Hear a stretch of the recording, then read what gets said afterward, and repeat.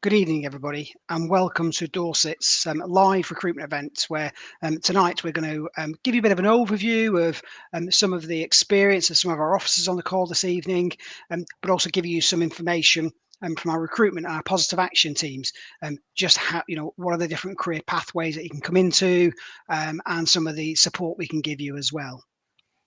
So my role is Assistant Chief Constable. So I'm responsible for local policing. So that's the response teams, the patrol teams, the neighbourhood teams, the crime teams. So your CID, your investigative teams, investigating serious crimes, and wider criminal justice. So working with strategic partners around the criminal justice areas of the business.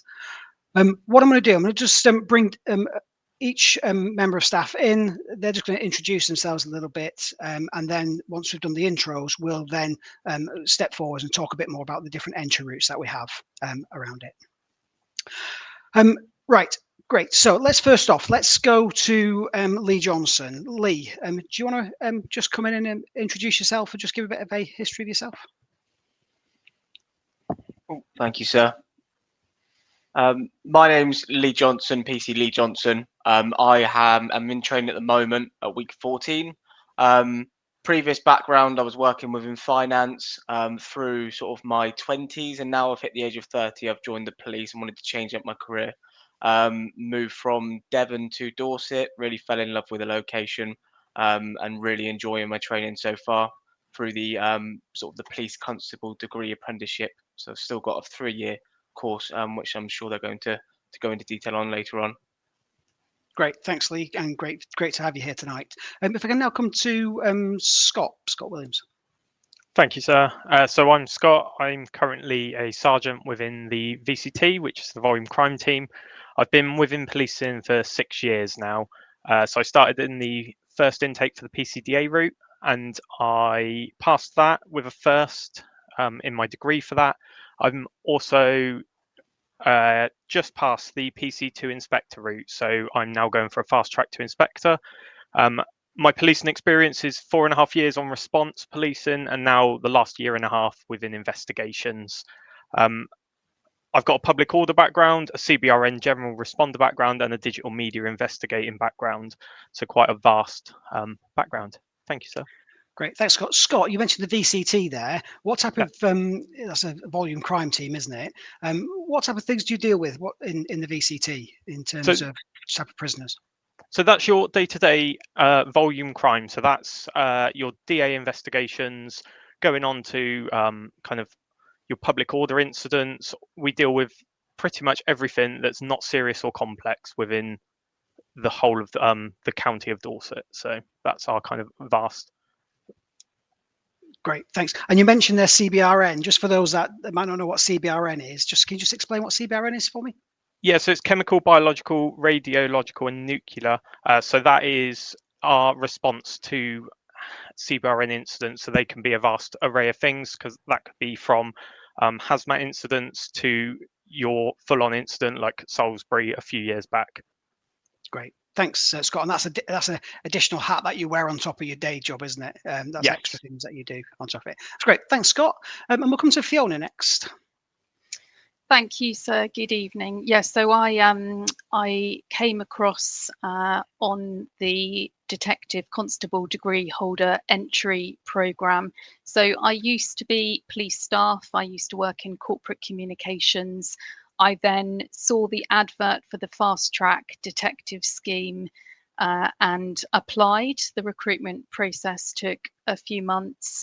And I was fortunately successful in that. So I joined that program in August 2021 at the age of 43. So I came into it a little bit later on, after already having a couple of careers in the public sector, but very much enjoying it, and now work in the Criminal Investigations Department, Weymouth CID.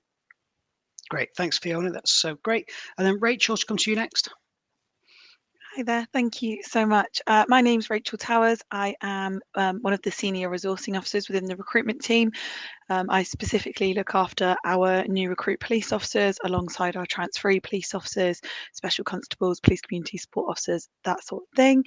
I joined the organisation 12 years ago now as an apprentice. That full 12 years has been done in recruitment. Did a couple of qualifications throughout my time here whilst climbing through the sort of roles within the recruitment team. Yeah, that's me. Great. Thanks, Rachel. And I come to Cher next. Thanks, sir.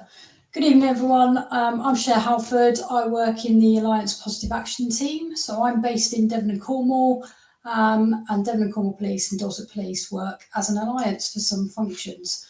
So Positive Action supports people from underrepresented groups into the organisation. My background in policing is that I've been in for almost 20 years, and in that time I've worked on patrol, neighbourhood policing and crime investigation. Great, thanks, Cher. And I sort of take this opportunity as well. I'll give you a bit of an overview of my career so far. This isn't, none of us talk about careers. It's just about really what the message we really want to get across to those people watching this is that how varied policing is and the different types of roles that you can do. So I joined policing now around 26 years ago. I originally joined Greater Manchester Police and I transferred down to Dorset as a sergeant. I had no academic background. In fact, I'm not an academic. I dropped out of my A levels, did a vocational qualification in a different career, and then decided actually that the police was me. I think I probably tried to fill the application form out 3 times. I thought, is it for me? Isn't it for me? But actually, I stuck with it and I applied and I got through. Well, policing's afforded me the opportunity to do a degree. I've now got a master's. And I started off as a frontline student officer, working my way through the ranks, and I'm absolutely privileged and very proud to hold the rank that I do now from all those years of policing. And I've worked in response policing, neighbourhoods, detective roles, in serious crime, and even in covert policing roles. So obviously, we use lots of covert tactics in policing. And I've worked in these areas at every rank, for constable, sergeant, inspector, chief inspector, superintendent, and obviously chief superintendent as well. And now I've got that responsibility, as I've already outlined today. So as well as doing all that work, and just to think about the opportunities that policing offers you, is that in addition to doing your day job, you have opportunities to expand and develop and broaden your skills, to have additional opportunities that you can do. And some of today I've mentioned about public order, CBRN. For me, I've done public order throughout my career, everything from a constable, running around with shields, dealing with protests and disorder and public safety events. And now I'm sort of in the command structure of those events. Similar firearms, I've never held a gun, but I have been a firearms commander for some years now, which means we're responsible for the delivery of the firearms operations. But I've also been a hostage and crisis negotiator. So I've been sat on cliff edges, talking to people who are intent on harming themselves. Really in that moment of need, being there for somebody and making a difference. And that's what policing is. It's a job like no other. Yes, it can absolutely be challenging, but it's a job where you help people in their most vulnerable times. We safeguard the vulnerable, and we put bad people behind bars. We protect those people for whatever that crime may be. And as you probably hear lots of people say, our officers, everybody working in policing across the UK, they run towards danger when everybody else is running away. So it is an amazing career. And if you sat there thinking, not sure it's for me or not, let's listen tonight. I'll go through some of the detail, but ask your questions, put your questions in the comments. We'll also pop a little QR code up on it as well, which you can scan and gives you that more information as well. But ask any questions and we'll get to those very shortly to sort of, we'll answer as many as we can around it. But if not, we'll be able to signpost you into different areas to get that information. But what I'm going to do first, I'm just going to bring in Rachel, who's just going to go through some of the entry routes and some a bit more detailed information for us. Rachel. Thank you so much. So as some of you may know, there are now 4 entry routes into the police. So 3 of them are quite well known. They've been in situ since 2019, but we have a new and exciting one which I'll go through as well. So the first one that I'm going to talk about this evening is the Police Constable Degree Apprenticeship. So as the police, you know, we love an acronym, so you may also hear that referred to as PCDA. At the end of the apprenticeship, so it's a 3-year apprenticeship, and at the end of that you will receive a degree in professional policing practice. So you'll complete that over a 3-year period, as I already mentioned. There are qualification requirements. You require a level 2, which is a GCSE equivalent at grade C or 4 in English and maths, and you also require a level 3, which equates to 32 UCAS points. So you can also use A levels for that. So it's 2 A levels.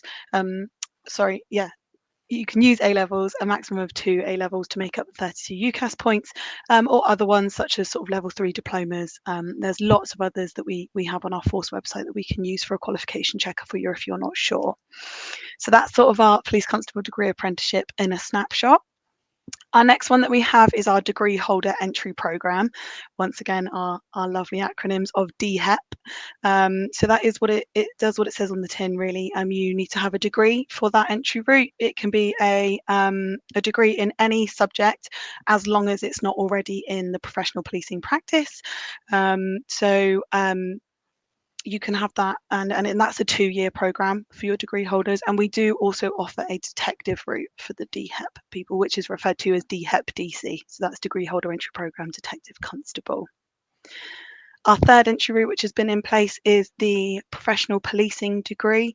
So that is our PPD entry route, and individuals applying for this entry route must already hold the degree in professional policing practice. So lots of universities have already offered that out, so you will have already studied for that degree at your university, and then you'll be coming to us already with that degree. That is also a 2-year program for you to go through your initial training. And then finally, bringing you on to our 4th entry route, which I've already touched on, is our newer entry route. This is what is referred to as the Police Constable Entry Programme. So we're really excited as a force to be able to offer this opportunity. It's new, as I've already mentioned. So we do require some eligibility in terms of either qualifications or experience. That's what makes this route really, really exciting for us. So we do either require you to have the level 2, which is your GCSEs in English and maths at grade C or 4, and also a level 3 for 32 UCAS points. If you don't hold those qualifications, we are accepting other service or experience in equivalent to that. So there is a long list which I can pull up and go through it with you, but that looks like military service, ambulance crew, call handlers for either the police or ambulance, probation officers, prison officers. So it really is much broader for those who don't necessarily have the qualifications or don't have the proof of the qualifications and don't want to go back and study them. That one is also an opportunity for a detective program as well. So we get the Police Constable Entry Program, which we refer to as PCEP, or you've got the Detective Constable Entry Program, which we refer to as DCEP, and they will be 2 years. So that's a 2-year program for that one. And rather than having a degree at the end of it, you will receive a diploma in professional policing practice at the end of the 2 years. That's a very quick whistle-stop tour on our new recruit entry routes. Great, thanks, Rachel. Rachel, if we've got viewers out there tonight who I think are already in another force and are thinking, actually, policing is a great job, but actually the recovery, Dorset offers so much, doesn't it, in terms of our coastline, our rural areas. What would transferees, what would they need to do? Yeah, absolutely. So yeah, as you've already touched on there, we are a lovely to live and work in, with beautiful scenery and such. So we are open for transferee recruitment. It's a slightly shorter process, but the only eligibility you require requirement for you is to have completed your probation period with your current force. And then there's some other things in terms of essential training. Your first aid needs to be in date, your personal safety needs to be in date, and that sort of thing. But the process is slightly shorter than for our new recruits, as you're already a serving officer, but we are open for you and accepting applications. Great, thanks, Rich. And I think we're also, as well as transferees for local sort of response policing, we're also interested in specialisms like firearms surveillance, you know, and other skills as well. Is that right? Yeah, absolutely. Yeah, it's firearms, roads policing, all those sorts of things we are out for, and also a variety of ranks as well. So if you're unsure, we're always more than happy to help. Obviously, either pop a question in the chat this evening, or pop us an email or submit an expression of interest, and one of my team is more than happy to help and answer any questions you have. Great. Thanks, Rachel. That's really good. I'll bring Cher in now, just talk about the positive action work, if I may, Cher, and then we'll get to the questions, I think. Yep, thank you, sir. Yeah, so positive action aims to increase the diversity within our workforce. So we want our police service to be representative of the communities that it serves. So for Dorset, we're underrepresented currently by women in police officer and detective roles, by people who are Black, Asian and ethnically diverse. We're also underrepresented by people who have disabilities, and that can include long-term health conditions, and people who are neurodivergent. So in terms of positive action support, we will support people from those underrepresented groups through, so prior and through the recruitment process. And that support really varies. It can be tailored individually, and some of it will be generic. So, for example, we have online support programs which detail what the recruitment process looks like, what you need to do to prepare for it, and then you've got the option of booking one-to-one support sessions with a member of the team, say, for example, for interview preparation or preparation for your online assessment centre. In addition to that, there's means to contact us in terms of that tailored support. So it might be that you've got questions or queries about the role, the process, you might have concerns, or in some cases you might have some, seen something in the news, have concerns from national stories, and want to ask us questions and receive honest answers. We can do that for you. If you want to, we can go the next step up and put you in touch with serving officers to put your mind at ease and reassure you. We offer coaching and mentoring. That could be on a group or individual basis.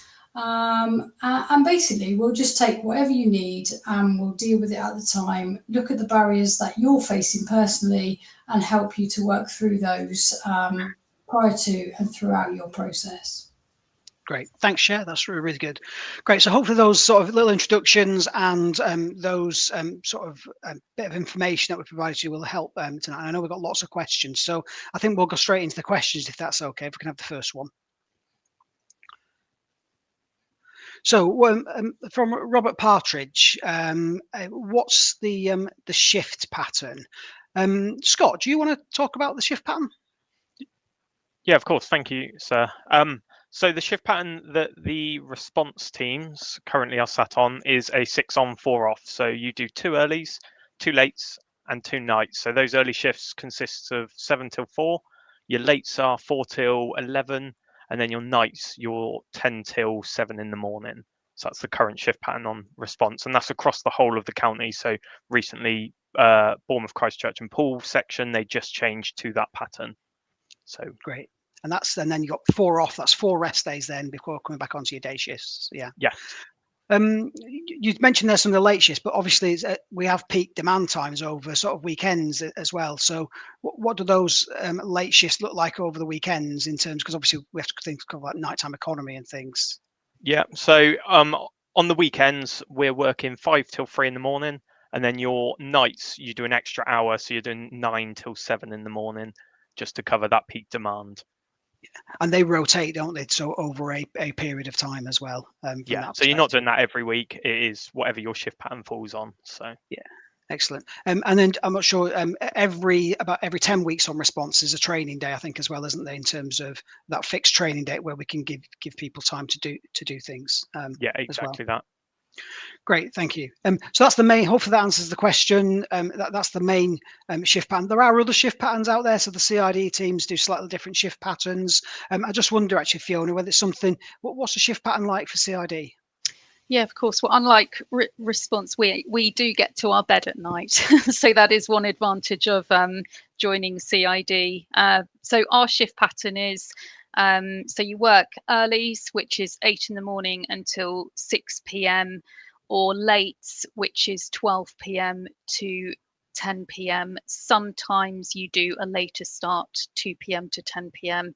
And then what's great is we have every other weekend off, and then one of those weekends each month is a long weekend. So we get the Friday to the Sunday off, which is really nice.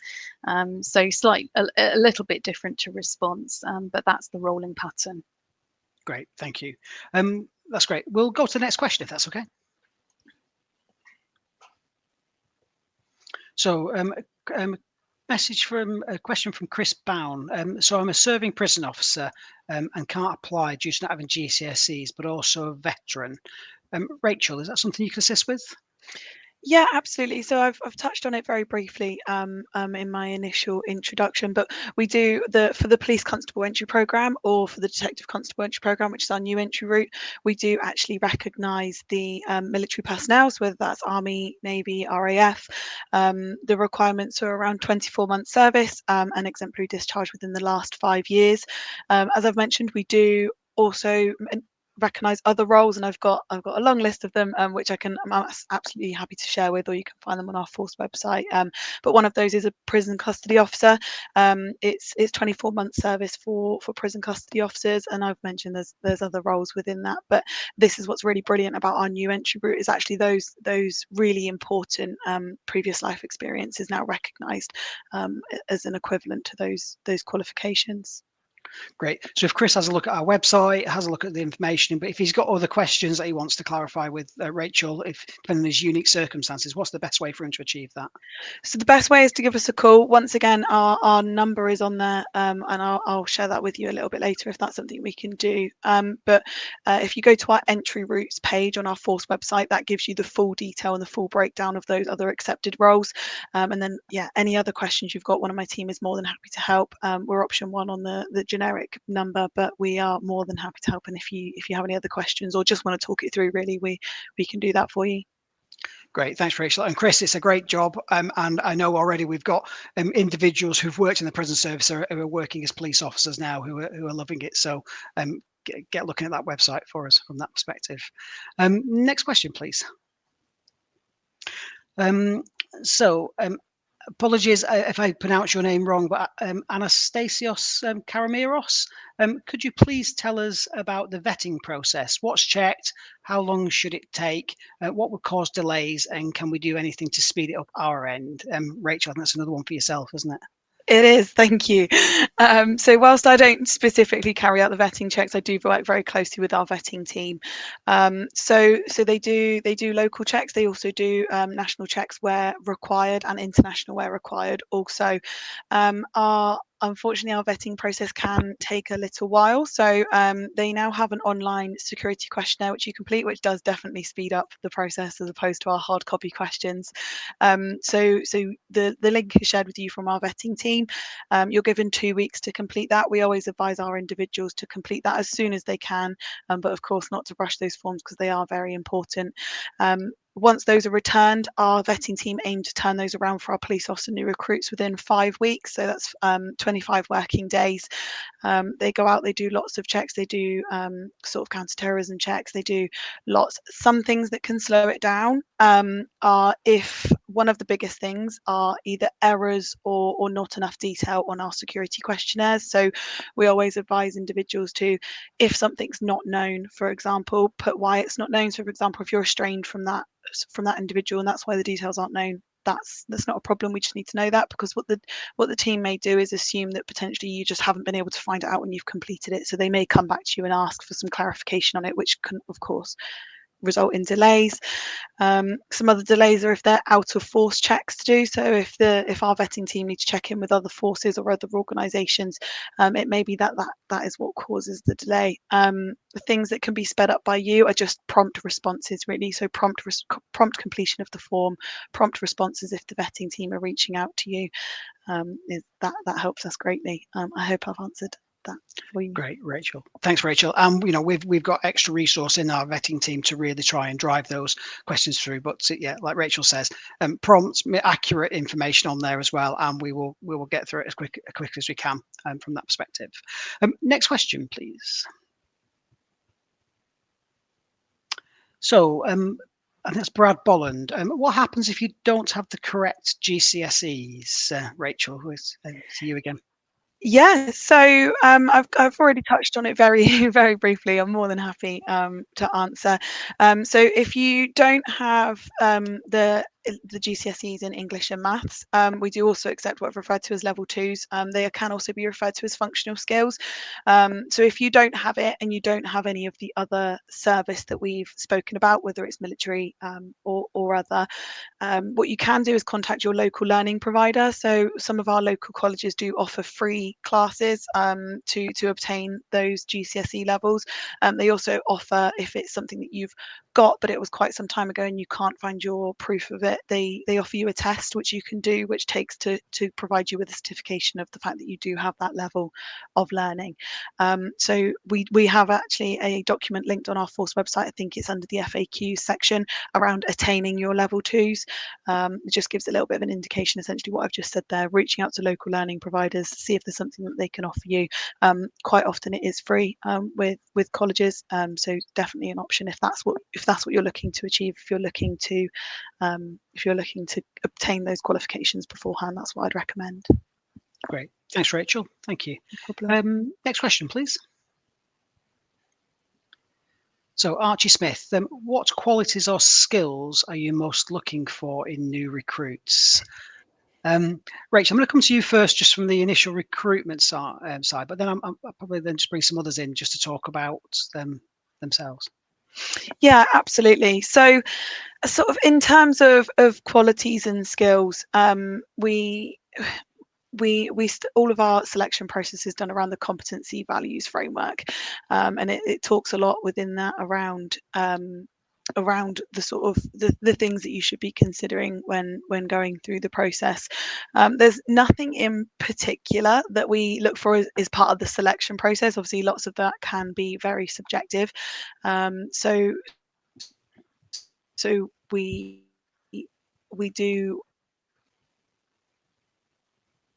try to keep it as open as possible. Brilliant, but hopefully you can still hear me. But yeah, looking at our code of ethics would be really helpful, and just sort of aligning yourself with that. The competencies values framework definitely helps.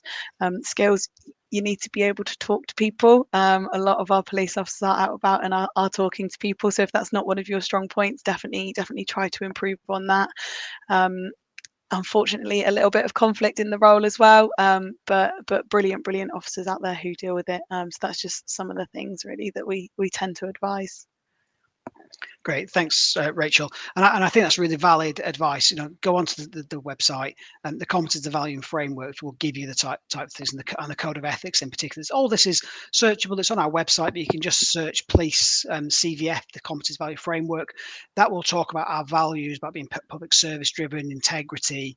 You know, and these are the things that when you're coming through the process, we're going to test. So when you do these selection processes, when you're doing interviews, etc., and throughout your career as policing, that code, the police code of ethics, and those value frameworks are what are really our golden thread of how we deliver across policing and serve the public from that perspective. So that's the best place to go to have a look at those. Next question, please.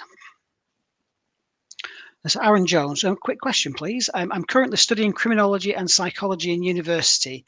What doors within the police force would this degree open for myself? Thank you in advance.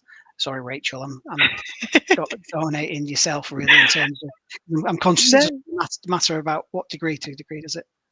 Yeah, exactly that. So in terms of entry route, it would be the degree holder entry route for this individual, whether that be for response or for detective. It sounds like from what you're studying that excuse me, put my teeth in. The detective constable degree holder entry program may be more suited to you and your interests and sort of what you're looking for. But so that would sort of be the direction I'd be pointing you in for us. I don't know if internally, obviously, it might help you and steer you towards certain areas of the force. Great, thanks, Rachel. Lee, do you want to just talk about just obviously you're in initial recruitment at the minute. Do you think, from your perspective, obviously you've this individual's talk about a degree, but obviously just frame for us about the type of training you're doing at the minute, how long your training is at the minute? Of course. So I'm currently in week 14, which is just over the halfway mark. In regards to the question regarding degrees, there are 2 people on my course currently going through the detective route, which is the degree holder entry program for the detective constables. They both have degrees in criminology. They are really invested in it. Sort of the main theme I've found around my group is they're all really enthusiastic. They're really driven to go through the role. The background they've got, they're really helping to, you can tell in the investigation side, is really coming in beneficial for them, and they're able to help us with different questions that are coming through. I've got until January, and then I will be out doing the role outside of the training environment. But yeah, it's been really beneficial so far. Great. So you got 6 months of classroom-based training where you're going to be doing all your law training, all your officer safety training, your first aid, all that work, and that's what you're in now, isn't it? Going through, and then you're going to go out on the streets. 12 weeks, isn't it? Then being tutored.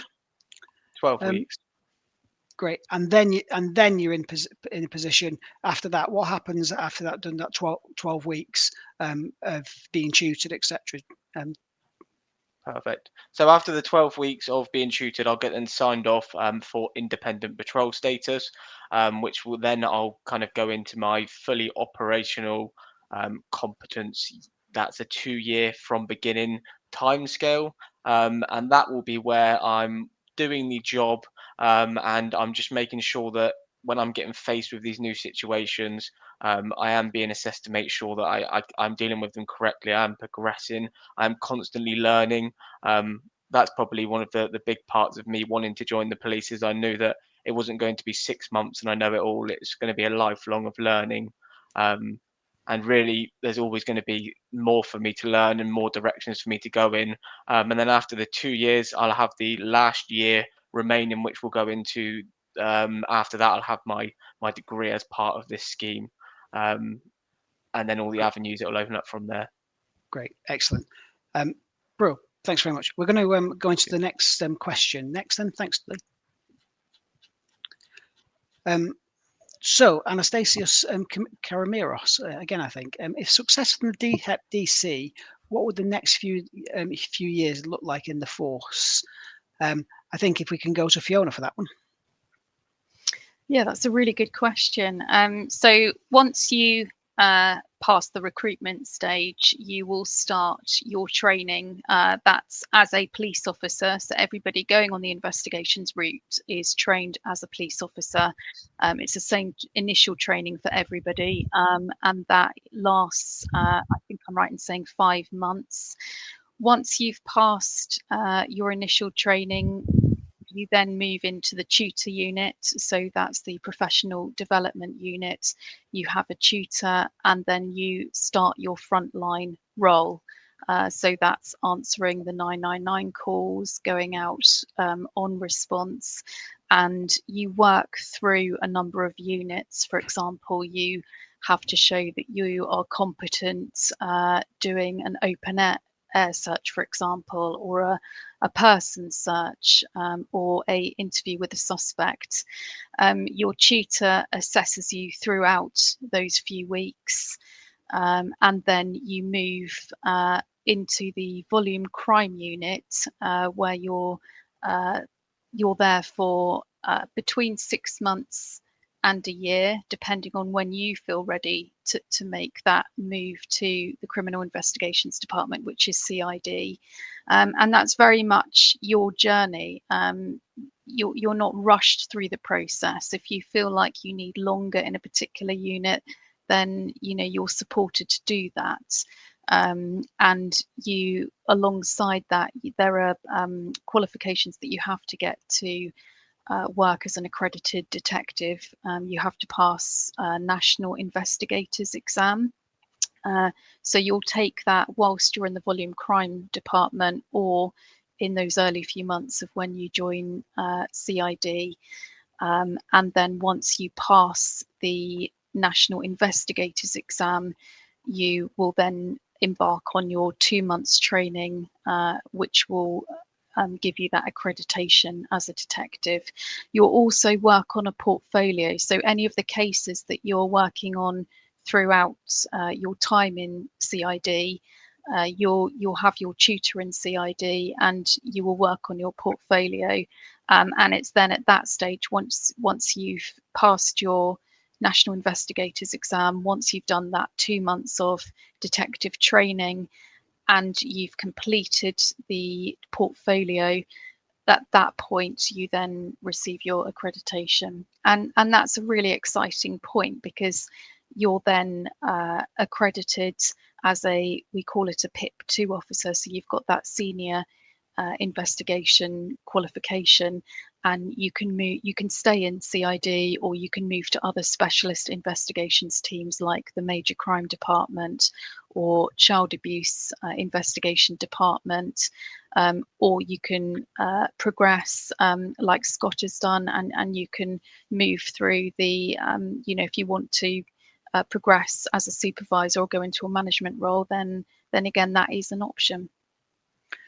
Thanks, Fiona. And I think other routes are, so you can come in. We mentioned the direct entry detective, but certainly the pathway I did is that I was a uniformed officer first, and then I did what's called the CID pathway. ICIDP is the term that we use for it. But that investigation route, where I then went in to be a detective and became a PIP2 detective throughout, and I've kept that up through my ranks. But Fiona, just you mentioned about what it looks like then in terms of all the work and sort of the training, etc. But what type of jobs would people be dealing with? Just to talk to us a bit about the type of work that you're involved in as a detective. So the Criminal Investigations Department deals with serious and complex crimes. So that could be, so the types of crime that we deal with are serious level assaults. So that's grievous bodily harm level, serious sexual assaults. I know in some police forces that there's a specialist unit for that. In Dorset Police, that's very much as part of your CID role. You're given that specialist training in serious sexual offences. It could also be aggravated theft offences, for example, robbery, aggravated robbery or fraud. So there's lots of different types of crime that we deal with. No day is the same. It's an incredibly varied role. You never know what you're going to be coming in to work to do. So it could be a day where there is a major incident that's happened. And from the 2 years that I've been there, those are the best days. It's where everybody in the team works together. It's fast paced, it's exciting. You're all working towards the same goal. You're given a role within the team. So for example, somebody may be taking witness statements, another person may be going out to review CCTV at various places. Another pair could be doing the interview with the suspect. And it's very much like what you see in 24 Hours in Police Custody, the TV programme, where, if we have a very, very serious incident, then you have those 24 hours to pull the case together, gather those inquiries, support the victim, speak to witnesses, interview the suspect, and prepare that case for the Crown Prosecution Service to see whether or not they will make charges. And if they do, and it's a really serious incident, then we often get those remands and people remanded and put before the courts the next day. Great, thanks, Fiona. And I think, you know, for folks listening at home or wherever you are tonight, you know, that's one element of CID, but we also have other teams like the murder investigation team dealing with our homicides, the child abuse investigation team, our paedophile online investigation team, our public protection teams. So there's a big variety where you can hone your skills, and if you know, you can then move laterally into other departments where you're dealing with different types of crimes, and importantly, you know, many vulnerable victims, really making a difference to the lives that you touch. So, you know, real breadth of opportunity as well as going up the ranks, if that's something that you're interested in. I'm just going to bring Scott in now, because I think Scott, just think about the IPDU here, because I know some people who want to be detectives might be sitting at home thinking, well, I don't fancy running around on the streets. That's not what I want to do in the nighttime economy, etc. But just give us a bit of a flavour around some of the work we're doing around the IPDU, if you can. Yeah, so we took some learning from some of the people that have been through the DCD HEPs. We noticed that potentially some of them were saying, well, actually, I don't want to go out and do the front line as much as potentially what you're currently offering. So what we've designed is a IPDU. So that is essentially you come out your initial training and you'll go straight into the volume crime team. Whilst you're in the volume crime team, you will then dip in and out of frontline policing. So you'll go out and get the stuff you need signed off, but your majority of kind of working will be sat within suspect interviews, victim interviews, and witness interviews. So staying within the kind of remit that you're going to be going into. So CID is obviously very office based. There's a little bit of going out, but obviously what we wanted to do is design a new way of developing people through and learning. And that was one of the ways we took from the learning we took from some of the DCD HEPs that raised, actually, I don't want to go out and do a lot of the frontline stuff. I just want to do the investigation side of things. Great. And I think in particular, Scott, in our sort of the volume crime and some of our detectives route, we also have PSIs as well, don't we? So just able to talk about the PSI role that we have? Yeah, so we have police staff investigators. They are essentially not police officers. We've got a few up in VCT at the moment, and we're looking at training more up as we speak. They are people that are coming in and essentially doing the role of a police officer, but without the powers that we currently have as police officers. So they are investigating crimes, they are taking statements, they are doing the interviews, and they're doing everything of a police officer, but just not going out and doing the 909 calls, essentially. Yeah, so I think our PSI is the difference between a police officer and a PSI is that police officers got warranted powers of arrest, where PSIs don't have that warranted power of arrest. And certainly our detectives, I wouldn't want people to think that they sit behind the desk, because they're out investigating serious crimes. So if you get a rape scene, a murder scene, perhaps a death as a result of drugs, our detectives will be deploying out onto the streets, and there's an expectation our detectives will arrest their own prisoners. So not all down to those response policing capabilities that's there. But the difference from a PSI and a police officer is really those powers of arrest, and there's certain other things like power of entry, power of search as well, that go with that. But actually, response, neighbourhood policing, specialist teams, CID, we're one big team, one big family who is really here to work together to make sure we deliver the best possible service we can to the public as well. So thanks. So Scott, next question, please. So Chris Andrew, is there any age limit to applying? Rachel, do you want to come on this?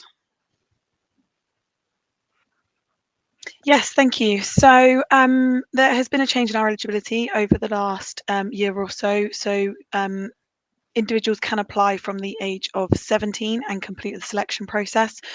However, they need to be aged 18 in order to join. So that was a change nationally around eligibility requirements for minimum age. There's no upper age limit at the moment in terms of applications. Obviously, just various prerequisite checks and pre-employment checks that need to be completed following the selection process. So can apply at 17, but 18 at the point of starting. Great, thanks. And Fiona, I think your intake, what was the age ranges that you had in when you joined the police, just to give a bit of a view for people? I think our intake is a really good example of how there is no barrier to that age is no barrier, as it were. So on our intake, we had people in their 20s who just come out of university. We had people in their 30s, 40s, including myself. I was 43 when I made the move and joined, and also in their 50s as well, which is fantastic because everybody brings an incredible amount of experience, enthusiasm, and skills with them. Great, thanks, Fiona. I think what's really important, we're trying to get the message across here, is that policing needs to be representative of our communities, and that's all, all colours, all ages. If people have got certain levels of disabilities, so particularly dyslexia and things. And Rachel, sorry, actually, I'll bring Sharon. Actually, share just some of the stuff that we can do, around some of those perhaps neurodivergent dyslexia issues. Just able to comment on that? Yeah, absolutely. So we support many people who are neurodivergent, ranging from dyslexia through to autism and everything in between. So again, when I mentioned earlier, we tailor the support. We do just that when it comes to neurodiversity. So I'm dyslexic. I might struggle with processing, and then somebody else might be dyslexic and struggle with spelling. So everyone's individual and their barriers are all different. But what we'll do is we'll sit down and have a chat with you, work out what your barriers are, what reasonable adjustments you might require, and then we'll help you put forward your reasonable adjustments to our recruitment team, who are really, really experienced in supporting people with neurodiversity. So throughout your process, hopefully you'll feel supported, you'll have a point of contact. But just to give you some examples of reasonable adjustments that are put in place for certain things, it might be that you get a little bit extra time in your interview prep. So it just gives you that extra processing time. Maybe that you have additional notes. When you're through and you're doing your training as well, there'll be adjustments there for you. So there's plenty of things built into our software on the computers that we use. And hopefully you'll feel supported throughout your career. But it's really important at this stage to just also mention that throughout the force there is support groups. So there's a neurodiversity support network that support you throughout and beyond. There's loads of other support networks too, but I'm really confident that if you choose to join Dorset Police, that you will feel supported if you've got a neurodiversity.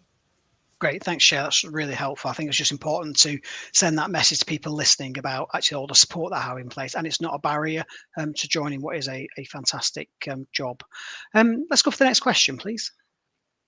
So, Wilf Bullman, am I correct in thinking that there's no annual leave during the first 6 months of training? Annoyingly, I've got a holiday booked in June. So would this mean that I couldn't join an intake before then? Rachel, is that one you can answer? If not, I can probably give it a shot. Sorry, my system dropped out then, but I think you were going to hand that one over to me. So yes, so what we do tend to say is that within your initial training, which is approximately 6 months, is that we don't approve any additional annual leave just because of the sort of intensity and how much is covered, that taking even just 1 or 2 days out can sort of really set you back and put that additional pressure on. So you will have 2 full weeks during that time, and they are pre-allocated to the course. So depending on what's happening, that's sometimes halfway through and then at the end before you go out to your tutorship, or sometimes if your intake runs over the Christmas period or the festive period, it may be that they are back to back over the festive period, which I know our intakes really enjoy, because that's very rare that may happen. So we do try to work with you if we can. But if you do have a holiday booked, we will always work with you. So it's not a problem at all. We can pop you on an intake that suits that for you. We can either have a look at the training dates and see if that, by some miracle, the stars align and that falls on one of the pre-allocated annual leave, or we'll pop you against an intake that either it falls outside of the outside of the initial training, or if have you do your holiday first and then pop you on one afterwards. I think that was the extent of the question. Thanks, Rachel. So we'll get your application in, and we can work through in terms of your start dates, etc. Don't let that be a barrier to you from our perspective. Let's work with you on that.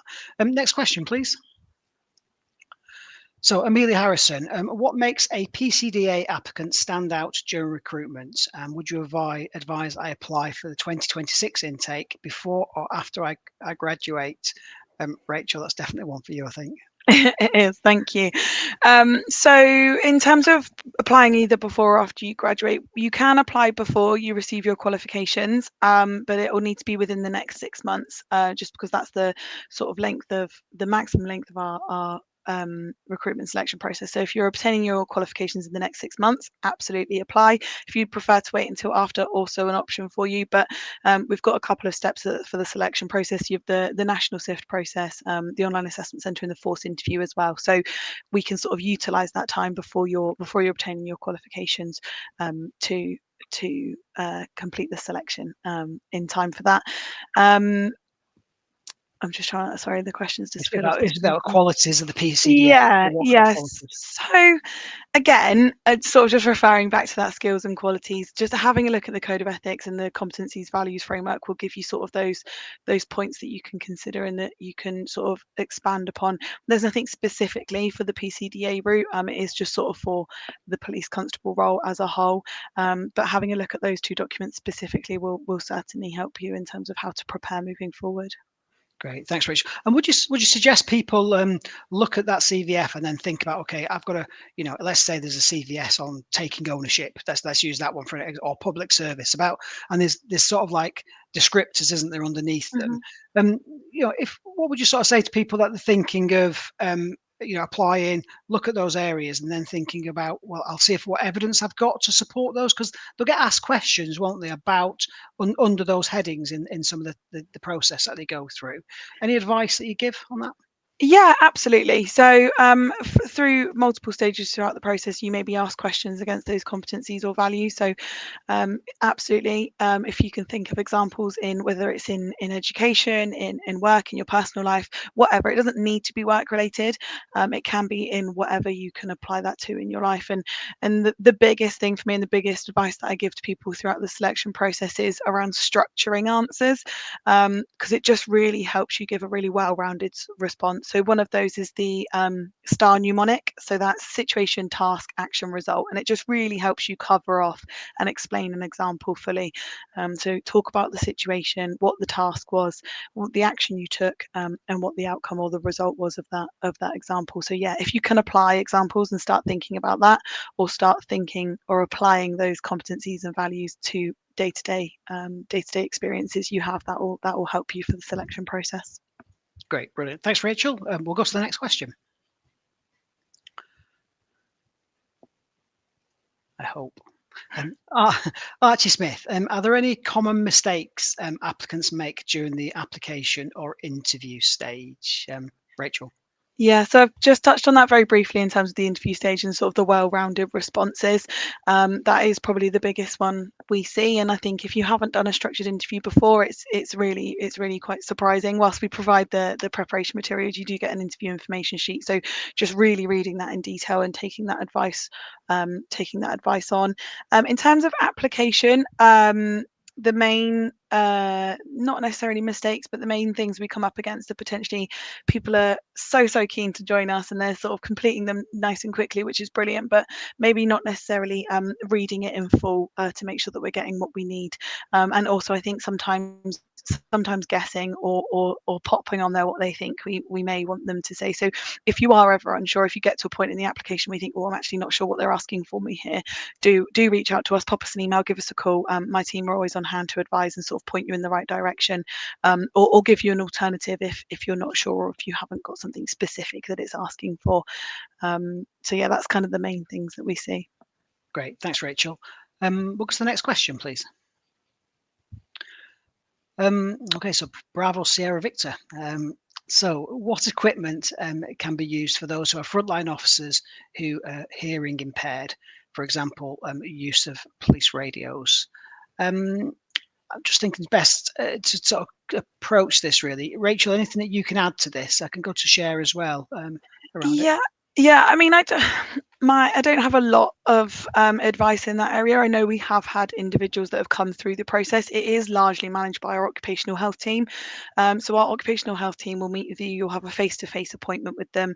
We'll also reach out to your GPs for a medical questionnaire to be verified. We do a hearing test as part of the medical, and it may be that the team, the occupational health team, recommend things for you. So, for example, there's certain things that could be hooked up, for want of a better word, to the radio, which helps and sort of works with any devices that you already have. But the occupational health team do work with the national medical standards, national medical police standards. So if you are unsure about it, it does have a lot of information on there about what the process may be and what can be offered for you. So again, that's linked on our force website under the medical section. So may provide some reassurance or at least some additional information for you around the specifics of your situation. But there are definitely things that could be worked through. Great, thanks. And that's quite a detailed document, isn't it? So that's a really helpful document. If you're asking about those sort of health issues, then go there. I'll take some more questions because there's quite a few outstanding, and we're coming up towards the sort of the hour or so. So Noah Strong, is there rules on tattoos? Oh, sorry, Rachel, it's you again. No, you're fine. So rules as such is that they're not a bar to applying. So all we ask as part of your application form is that you upload images of your tattoos. We also ask for descriptions, non-English word translations and meanings around it. Almost all tattoos are reviewed. Some are escalated higher to sort of resourcing manager or positive action manager, but they are they're reviewed holistically. Obviously, we are aware that it is ever changing. More and more people are getting tattoos. You don't have to have a tattoo to apply. You equally don't have to not have any to apply. We have lots of serving police officers that have tattoos. As long as they're not being interpreted as offensive to cause offence, then they just get reviewed and signed off as and when. Sometimes there are suggestions to amendments to them if it's sort of weaponry or something similar, but again, it's looked at in conjunction with everything else. It's looked at in conjunction with the meaning behind the tattoo, the location of it, that sort of thing. So it's not sort of a one size fits all, and I'd love to be able to provide you with a list of rules, but it is very much a case by case basis in terms of tattoos. I wouldn't let it be a barrier to people if you've got Absolutely tattoos. Absolutely not. And from that perspective, it's great. Should we go to the next question? So Ruby Starks, how do you sign up if you're interested? Well, Rachel, you've got the mic still. Thank you so much. So we are currently open for recruitment. So just visiting our force website and going on the police officer new recruits page, or transferees if you're serving in a current force, and there is an apply now button. We do also have a weekly awareness event, it covers in a little bit more detail around eligibility, an initial recruitment process that myself and my team run. So if you want to come see more of me, you can book onto those, and they're available to everyone on the force website.